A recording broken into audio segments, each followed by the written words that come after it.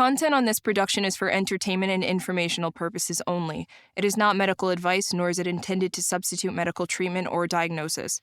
Seek medical help if you believe that you are suffering from a mental illness or are a threat to yourself or others. By using any or all of the information provided, you do so at your own risk. Any application of the material is at the listener's discretion and is his or her sole responsibility. I think that we could all agree that the last year, 2 years, 2.5 years for some, have been quite the roller coaster, from COVID and its fury to the unrest in Washington to the violence across America from citizens and the police. There has been many things that could cause us to kind of step out of where we're at and look at things and kind of be depressed or anxious or overwhelmed.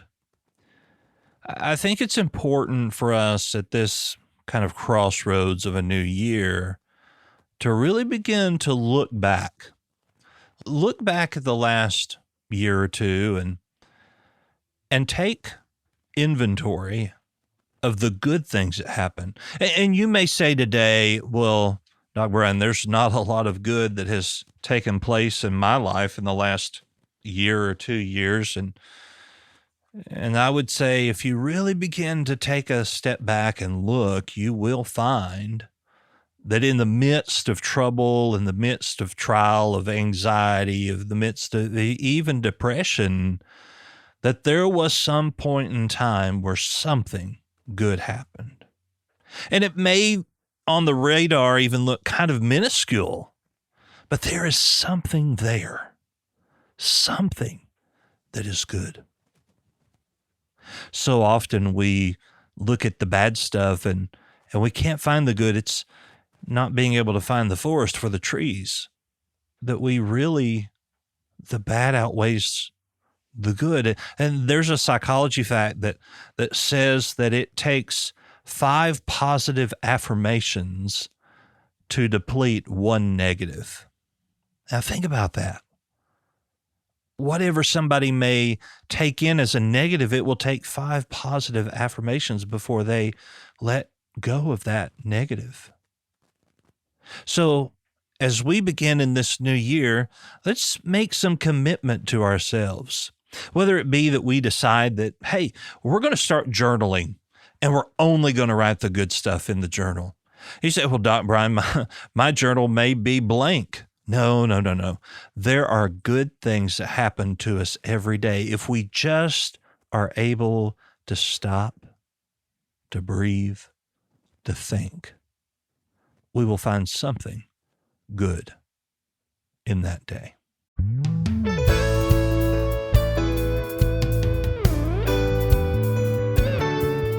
Hey everybody, Doc Brian here, and welcome to Doc Talks. We talk about people's troubles, trials, tribulations, and hopefully triumphs of life. And I just want to say Happy New Year. Let's talk about New Year's resolutions here. Most of us make New Year's resolutions, and if you're like me, you may resolve to complete the resolution that you did last year. For instance, I made a resolution to lose 30 pounds this year, and I only have 45 more to go. But you'll get that on the way home. Anyway, despite the best of intentions, once the freshness, the newness, if you will, of the new year kind of wears off, most of us struggle to make good on our resolutions. There was a study that was published in the Journal of Clinical Psychology, and it stated that only 46% of people who made New Year's resolutions were successful. So over half of the people that set a goal for New Year's failed. This also involved non-resolvers, people who did not make any New Year's resolution at all, but they had a goal that they wanted to achieve, and only 4% of non-resolvers were successful in achieving their goal.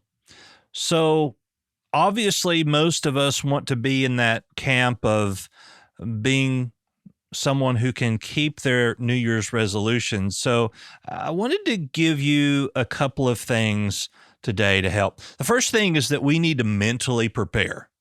Everything starts with being mentally prepared. Changing our habits is not an easy task.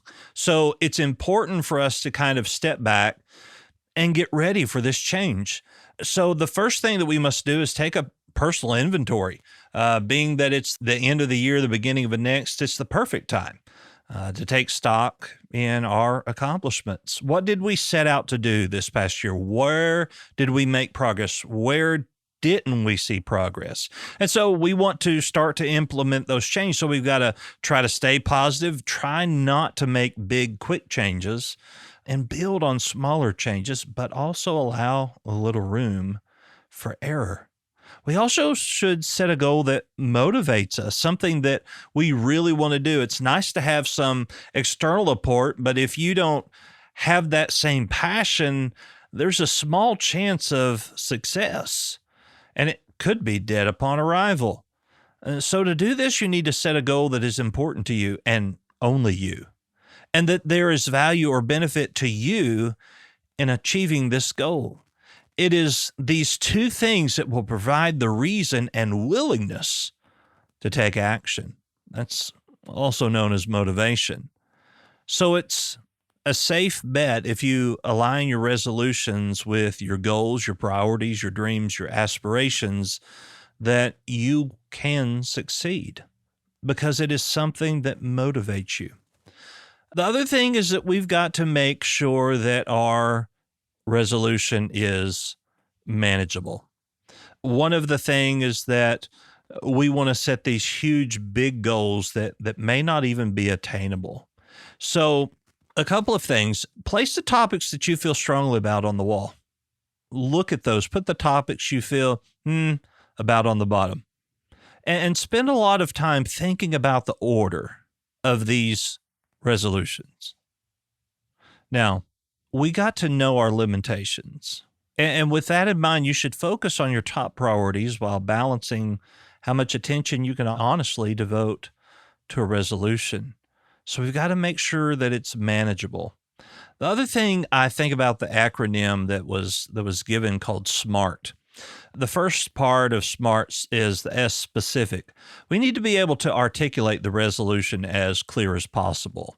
So, for instance, if we want to be more healthy, we would say we need to cut out fast food. So we're very specific. So that leads us to the M, measurable, that we somehow quantify our resolution. I will lose 5% of my body weight or 10% of my body weight, so that we have a measurable goal.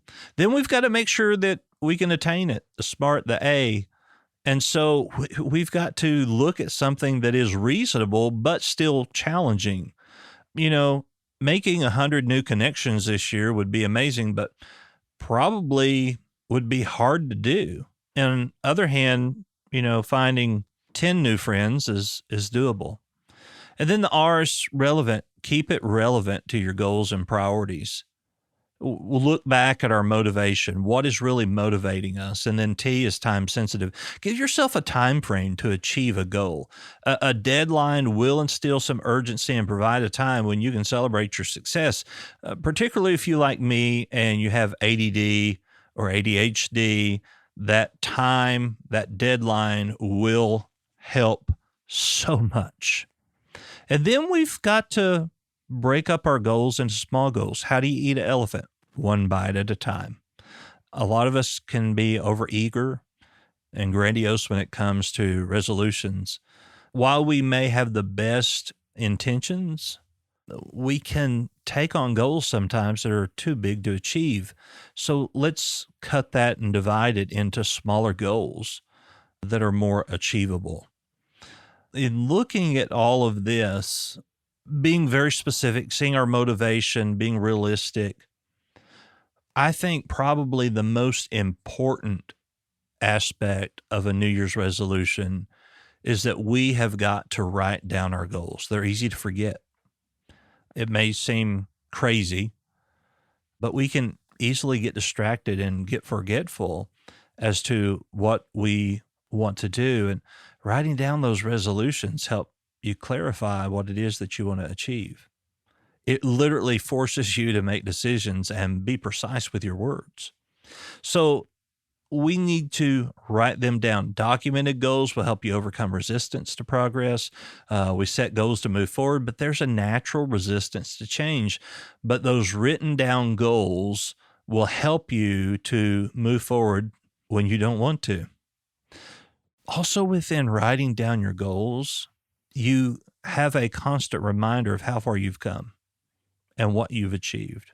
And so we can take those achievements and build on them, knowing that we're going to make it. Look at how far we've come now. What can we do? How can we see these things and build upon those? Whether it's you write them in a journal, whether you send yourself an email, whether you put it in your notes in your phone, or if you print it and tape it on the wall. And that's what I have to do. I have to be able to see it every single day. Then finally, share your goals with other people. Share your goals with other people. And you say, well, why do I need to do that? Well, because then you can have some accountability. Now, that accountability cannot be your only drive for that goal, but that accountability will help you stay on track. It'll help you to move forward. There was that quote, if a tree falls in the forest and no one's around to hear it, does it make a sound? As weird as it sounds, the sense of guilt of not moving forward is often more powerful than self-motivation. So then when you do succeed, these people that you have shared with will celebrate with you. So make sure that you find people to share with that are familiar or they want you to succeed. And have accountability. Meet and talk about your goals, text about your goals, whatever it may be. But also share your setbacks, share your progress, and stay motivated. Now, another way to achieve the same result is to make a Facebook post or an Instagram post declaring your intentions to all of your friends. And you can bet people will cheer you on and ask you about your progress over the course of the year. Now, the top 3 New Year's resolutions fall into different categories. And they just so happen to all start with F. It reminds me of the 3 F's of conflict resolution: feel, felt, found. I understand how you feel. I can see how I could have felt that way, but what I have found is you're angry at me. I understand how you feel. I felt that way towards you sometimes. But what I've found, if we can just sit down, we can talk this out, typically we can come to a compromise and a resolution that is good for both of us. Feel, felt, found. So the 3 F's of New Year's resolutions revolve around the 3 F's: fitness, finance, and faith. So I'm going to have a couple of guests here, and we're going to talk just a few minutes about how to achieve those goals, how to set out on those goals when it comes to fitness, finance, and faith.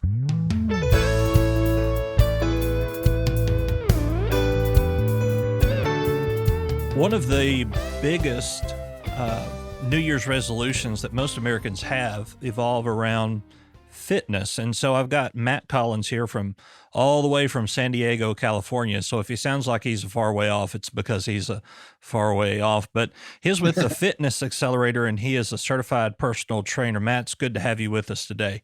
Thanks for having me. So somebody who has a New Year's resolution to get fit or to be more healthy, where would they begin? So, I mean, there's many avenues, right? You could go on the social media and just start to look at, fitness influencers and try to learn exercises and stuff like that. Typically, that's what everybody does, and most people fail. These days, there's really no shortage of information, but there's a really big shortage of the ability to implement, and implementation is just really not there anymore. So what I would suggest for people who are trying to get going with their goals in terms of their New Year's resolutions for fitness, I would try to look for accountability and support rather than information. You can Google anything these days, but it really doesn't matter if you're not going to implement it. So whether that's someone like your spouse, your partner holding you accountable, whether that's a workout partner that can meet you at the gym, whether that's going to something like Orange Theory where you're scheduled, like you have a scheduled time, or whether that's a personal trainer or a coach that you hire.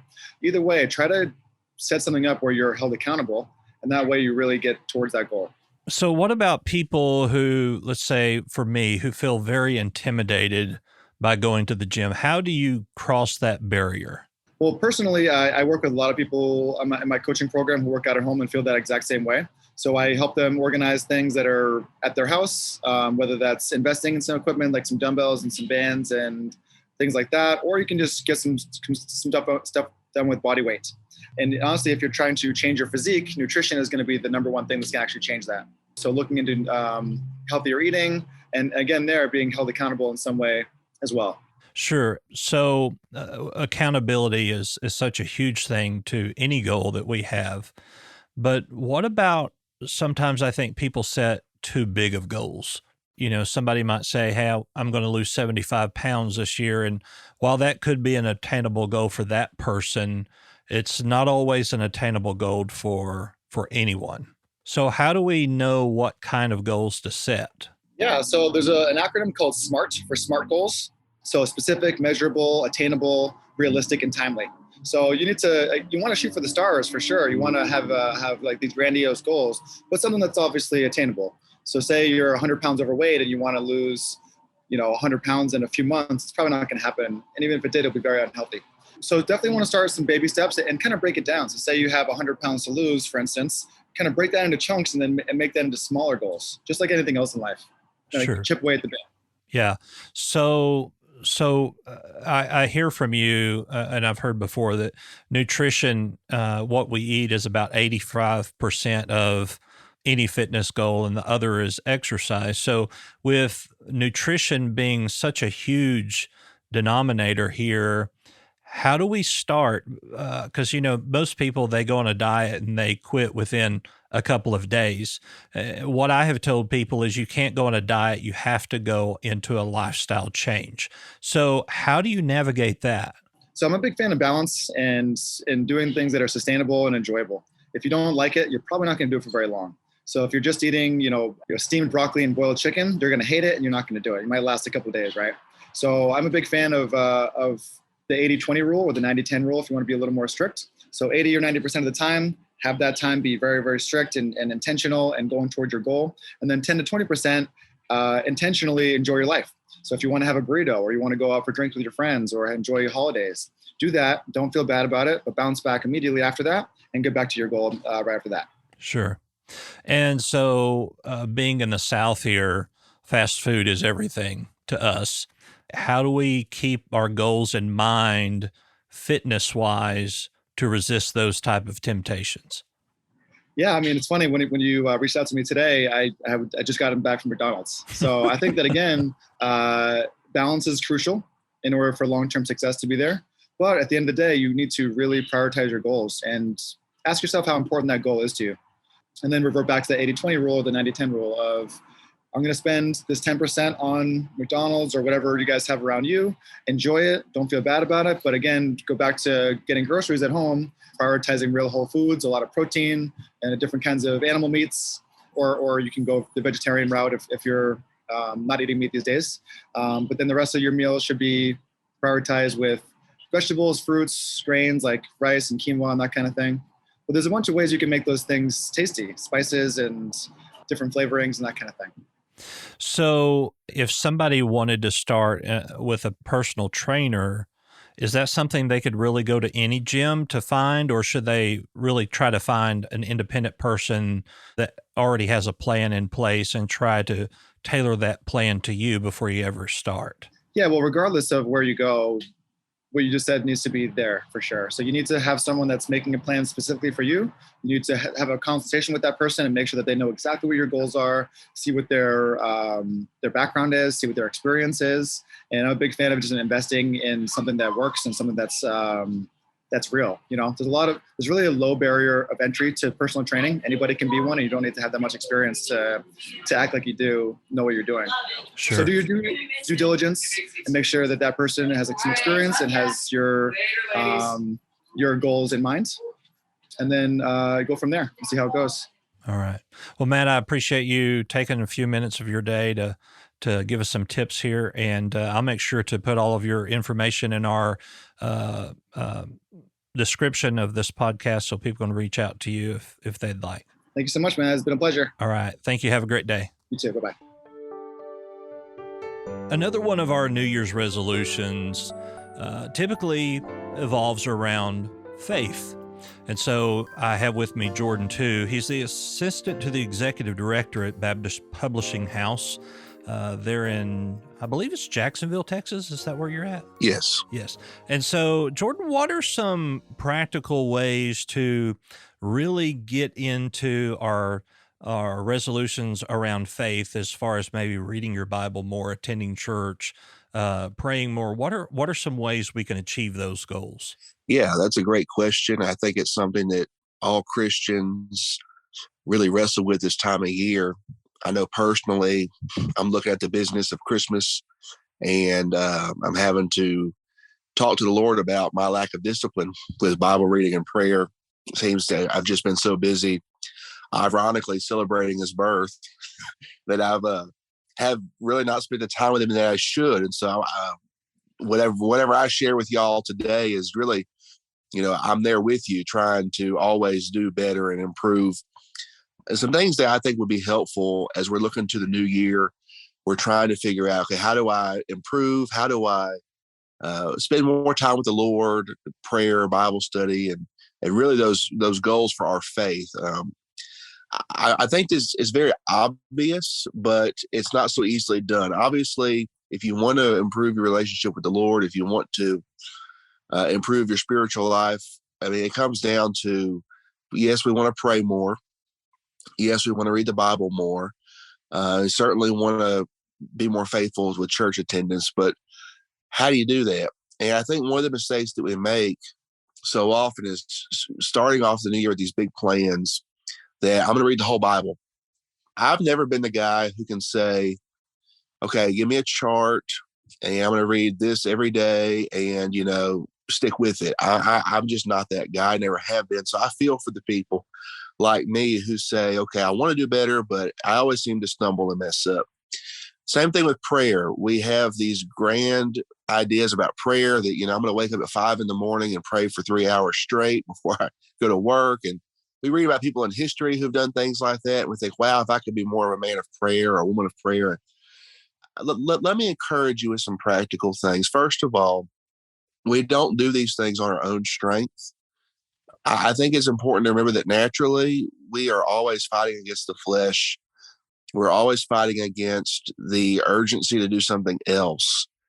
And even the disciples wrestle with this at times. I think the most faithful men and women of God over the years have had to make this a point of discipline where they came to a point in their lives to realize it's not natural to just wake up and pray. It's not natural to just pick up your Bible and read through Ezekiel and like it's no big deal. I've been a Christian for, a long time now, most of my life. And it's still difficult to pick up some of those parts of the Bible and just say, I want to read through this or I'm going to spend that time in prayer. And so what I've really learned over the years in my relationship with the Lord is that he has to help me do those things. And there's no shame in that. There's also no shame in asking the Lord for ongoing help, because I think about the Bible verse that says he knows our frame. He knows that we are but dust. God knows my weaknesses. God knows that I fall asleep sometimes when I pray, or that when I'm reading the Bible, my mind wanders to something that happened 5 years ago. So I think our tendency is to beat ourselves up, to get into it for a week or two, and then we start to see our passion, our zeal wane, and we find ourselves really beating ourselves up and thinking that God's mad at us. I know for me, I've struggled with that over the years. For some reason, the way I am, I'm a people pleaser. I have to fight that tendency, and that translates to my relationship with God. And I've always had to be careful to realize God loves me in spite of myself, not because of my performance. And so I would encourage anyone who is setting those goals, and there's nothing wrong with setting goals. I think it's good and it's healthy, but to understand that God is patient with you when you don't meet the goals, and that God will help you through the times where you may get off the track a little bit. That's not a reason to quit. That's not a reason to throw in the towel. Now, something that's, I think, the most practical thing that anybody could do, so anyone who's listening to this, I think this will help you the most. And it's nothing really new. It's nothing groundbreaking. but it is to become involved heavily with your local church. The reason for that, I say, is that you need other people to help you out. You need somebody praying for you. You need to be sitting under the ministry of the word. If your church is not preaching the word of God, unapologetically, with love and grace and with a clear devotion to the scripture, the authority of scriptures, then you may need to find a different church. But if you're part of a church that's doing that, you really need to be there. You need to be feeding upon God's word, fellowshipping with other believers, serving God and serving other people together. And I think one of the reasons we feel so isolated today, even as believers, we oftentimes hear the world say, well, everyone's so isolated, yet we're on social media and we're more connected than ever. Everyone's so lonely. Depression is up. Anxiety is up. And that's true. We certainly see that, but we also see that translate into the church. And I think the main reason is we have forgotten how important a local church is. I'm 32, and most of my life I've heard people tell me, kind of in the culture, kind of you read things, articles, and you kind of pick up on this anti-church idea that, yeah, church is great. Go to church if you can, but it's not necessary. I would really beg to differ. I think church is necessary because God put it together. God knows that we need each other. And so I would tend to think a lot of the problems that we're running into in our spiritual life today as believers is that we have so often heard it's legalism to say you have to be at church on Sunday. Yeah, I think it can become legalistic if you're just going to go. You're just going through the motions and it's just something that's just a tradition and that's it. But there's also a huge danger in neglecting it and saying, well, it's optional. You need it. The one who suffers the most from you not going to church is yourself. And so I think that if you're going to find yourself in a position these last few weeks of the year, last few days now, you're looking at a New Year's resolution perhaps of trying to improve your spiritual health. That's not something you're called to do alone. And I think in the book of Hebrews, we're told not to forsake the assembling of ourselves together.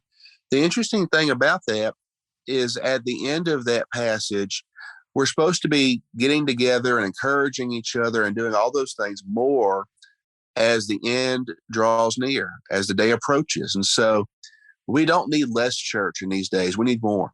We don't need less fellowship with believers, less preaching, less singing praises to God. We need more of those things. And I guarantee you, and I don't like to just make promises, but I think that this is just so clearly biblical. It's God's promise, not mine.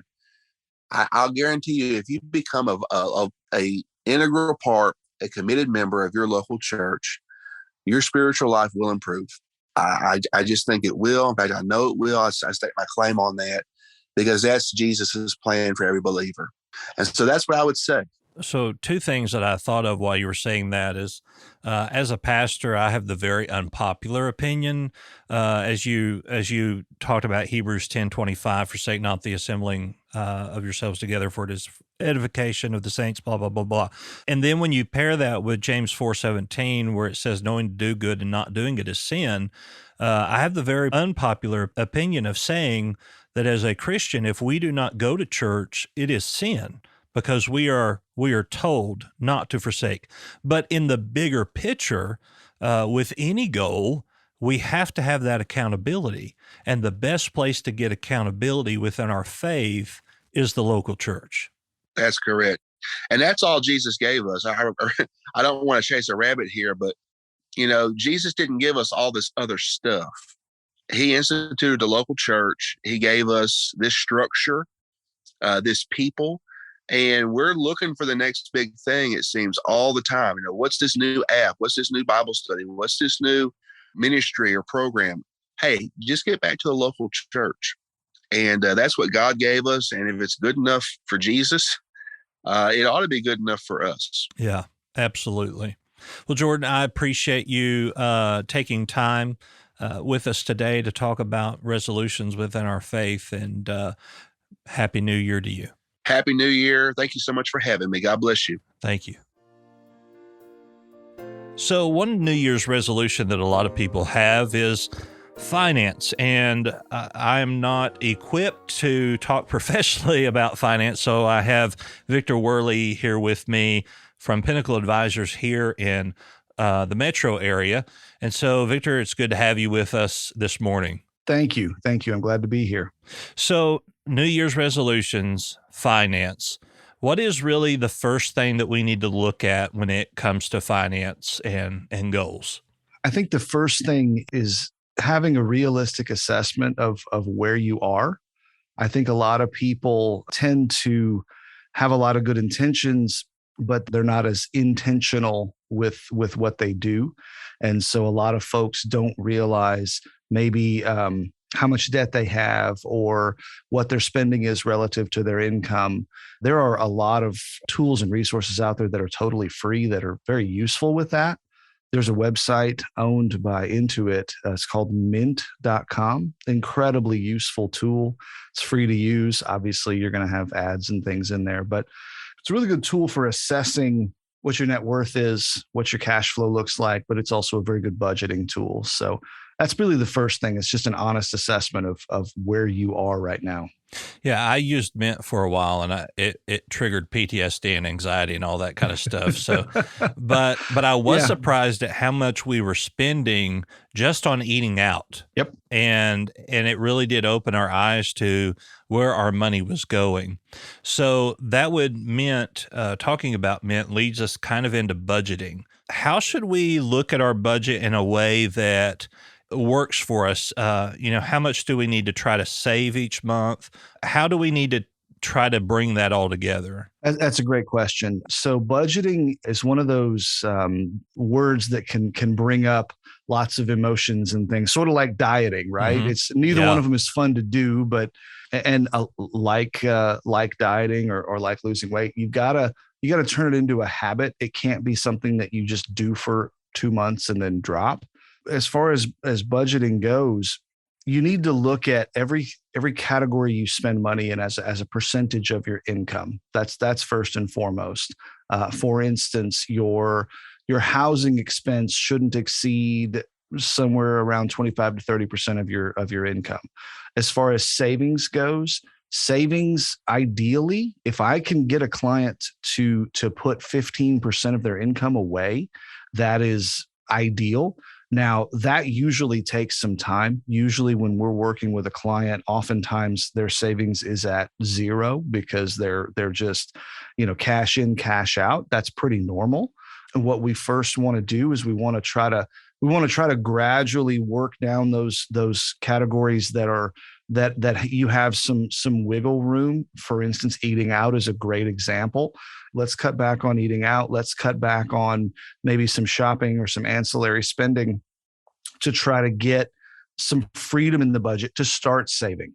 The average American has essentially no savings, and that's fertile ground for a lot of heartaches and a lot of problems.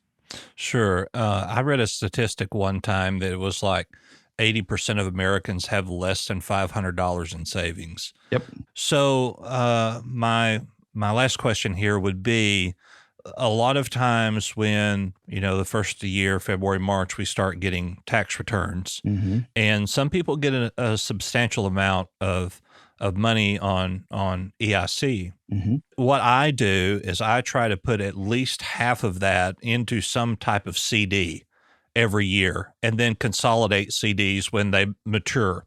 Is that really a good plan as far as trying to save money, trying to invest to a point, or is there a different avenue that you would suggest? Yeah, I think that there's a conversation to be had about any specific type of investment or savings vehicle. You can get caught up in the weeds of comparing maybe a CD to a traditional savings account or to an investment account.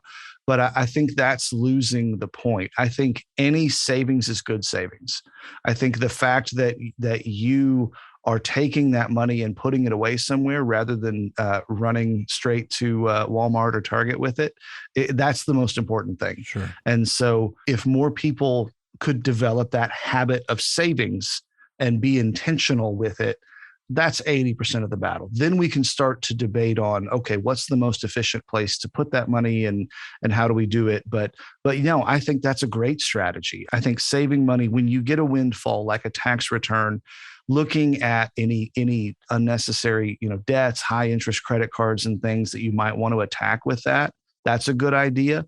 But if you're going to do that, you got to make sure that you have fixed whatever problem or whatever lack of discipline that caused that credit card to run up a balance in the first place. Otherwise, you're just spinning your wheels. Yeah, I think the moral of the story is be disciplined, be intentional, save your money, and everything kind of becomes a lot easier from there. Sure. Now, one thing that I have done when I was in a absolute pinch is I will put that money. For say I have a high interest credit card, or I have some bad debt, or I need substantial amount of maintenance, whether it be to my home or my vehicle. What I have done is taken, for instance, that tax return, put it in a CD, and then loaned against that with a secure loan and taken on that debt, because you're getting interest. I mean, you're earning and you're losing at the same time, but you're not losing what you would lose traditionally in a personal loan. Yep. And then made sure that I could pay myself back that money over 12 months. So at the end of that 12 months, when I go to reinvest, I have it there. Is that a good strategy when it comes to additional debt? It can be, especially if you have a situation where the debt exceeds the cash on hand and you're just trying to sort of arbitrage, which is a silly buzzword. It means that you're just sort of moving the debt around a little bit to try to reduce your interest rates. That can be a good strategy. Obviously, it's not as good as just paying it off and never running that debt up again. But sure, again, a lot of times we have an ideal of where we're trying to get. We're trying to get to that 15% savings rate, and it takes time to get there. And sometimes you got to take a few intermediate steps to get where you're trying to go. So yes, I think that can be a good strategy. Taking debt from a 20% interest rate to a 5% interest rate obviously is a good thing. But again, I would say that the most important part of that is correcting the lack of discipline or the spending habits that got that debt to the point where it was in the first place. Sure. So if you have a credit card with a fairly low balance, let's say $2,000, you're looking at 4 to 5 years to pay it off at the minimum payment. Yeah. And so that really adds up when you begin to look. Yeah, I would tell you it is incredibly dangerous to start thinking of credit cards in terms of their minimum payments. That is a recipe for a disaster. There are some people who believe, some very well-known financial commentators who will tell you that you should cut up every credit card and you should never, ever have a credit card. I don't necessarily agree with that. I use the analogy, credit cards are sort of like chainsaws. They can be incredibly useful tools in the right situation, but you have to understand what they are, because if you're not careful, you can hurt yourself really badly. Sure. Yeah. Well, Victor, I appreciate you taking time this morning to give us a little insight. Absolutely. And we'll make sure to put all of your contact information in the description of this podcast so that people can find you. Sounds great. I appreciate it. I appreciate you. Thank you so much. Have a good day. You too. And that is our show for today. Of course, I'm Doc Bryan. You can find me at thedocbryan.com. All of my social media links are there at the bottom of that page. And Hot Talks is a part of the Be Frank Network. Check out all of our wonderful podcasts at BeFrankNetwork.com. I want to remind you as we leave here today and as we move into this new year, we're going to get knocked down. We're going to have troubles. We're going to have trials. But if we stay focused, we can have great success and find happiness in everything that we do. I want to remind you that it's okay to not be okay. You've probably heard me say before, however you feel, it's okay to feel that way. Just don't unpack and live there. Write your goals down, read them every day, and remember, you will be okay.